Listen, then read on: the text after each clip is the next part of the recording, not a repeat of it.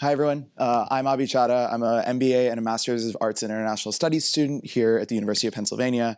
And I've spent the last year thinking about two pretty hot topics, industrial policy and India. All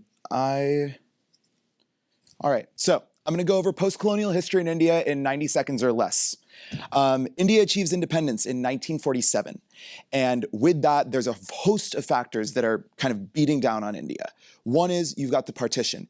India used to be a pretty large country under the British, divides into India and Pakistan. Those scars are still with us today and visible in industrial policy. The second piece is the legacy of colonialism, which has two elements to it. One is colonialism is a fairly extractive enterprise. And so what happens is India decides we're going to close this economy off and closes the economy for about 40 years.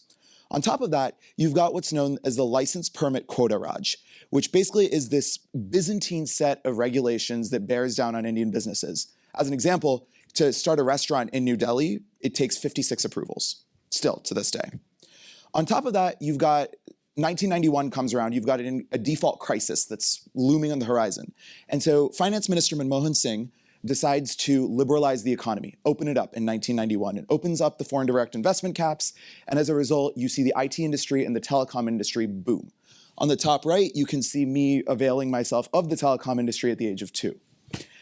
2006, the Special Economic Zones Act passes. Special economic zones exist all across much of the developing world, basically ways to incent businesses to invest in a given area, tax breaks, and these kinds of things.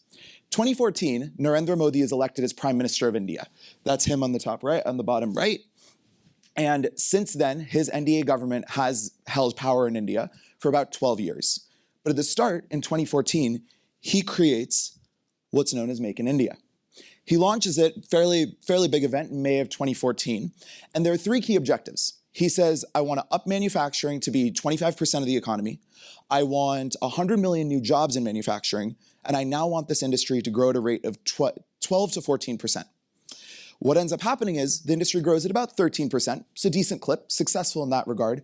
But on the other 2 objectives, it misses the mark pretty widely, as you can see.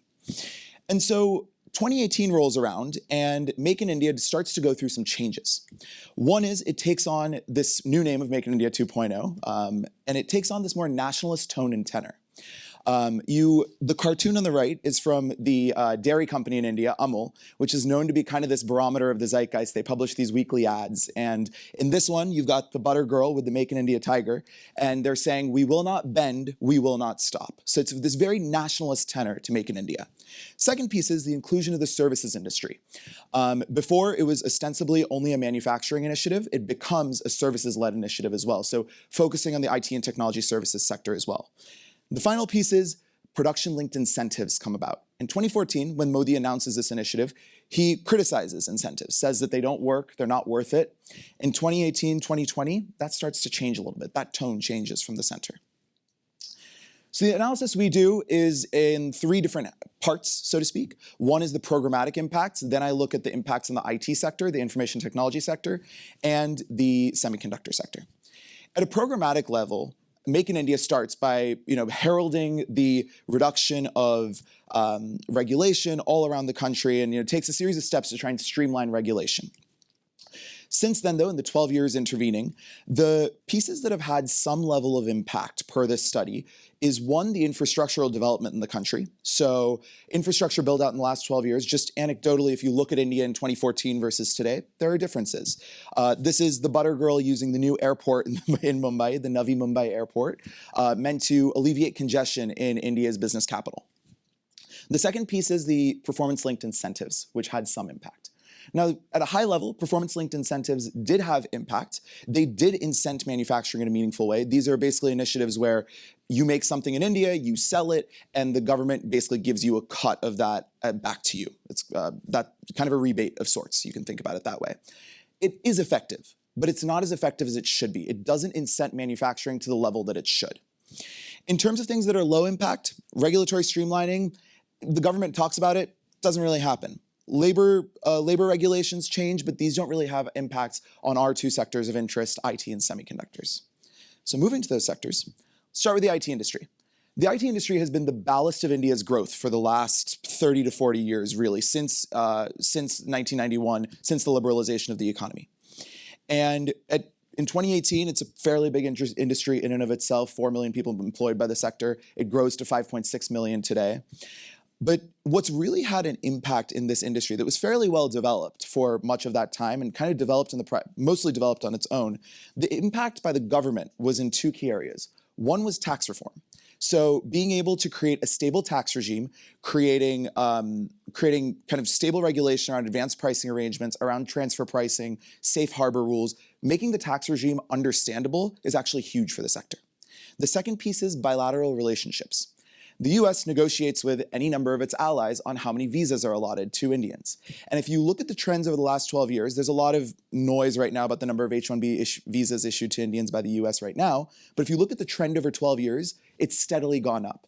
And you look at the EU free trade agreement that was just signed between India and the EU, in that agreement as well, more visas are allotted, there's more free movement allotted, things like that. So this is an area where the government has had impact. But again, the story kind of stalls when we think about the actual implementation of big grand ideas like the National Policy on Software Products, as well as the India BPO promotion scheme. So these are things where the government had these big ambitions, didn't really implement it. Semiconductors. So in 2021, India says, you know what, this is a priority for us. COVID shows that there's these supply chain shocks. We can't rely on steady supply from Taiwan. There's geopolitical risk involved, along with the fact that India needs jobs. There's a massive youth unemployment crisis that's brewing right around this time. And when youth are discontent in a society, famously, problems abound. And so semiconductors feels like the way to get people jobs. And so 2021, the cabinet approves this massive $9 billion capital outlay. And they say, you know what, we're going to throw all this money at the problem and try and incent people to come actually make semiconductors in India. Since then, the really big impacts that the government has had, the biggest one is with the capital outlay, specifically incentivizing facilities. So companies that set up semiconductor fabs in India can get up to 30 to 50% of the cost covered by the Indian government. And then there's state incentives on top of that. So it's a pretty significant amount of money being pumped into this. In addition to that, we have infrastructural development at the state level. So one of the things I'll talk about later is the fact that the states play massively in this, in all these arenas. So if you or your friends are thinking about creating an industrial policy, here's a few things you may want to think about. First of all, stable infrastructure and operating environment are crucial. Tax policy, resources, all those things. Follow through and targeting continues to remain a challenge. Land rights and acquisition is something that the Indian government hasn't really addressed. The incentive programs that they've released create these kind of mixed results. They're not necessarily great, they're not terrible either. The last point that I want to really quickly talk about is soft power. How does India's soft power actually drive these industries forward? Thank you for your time.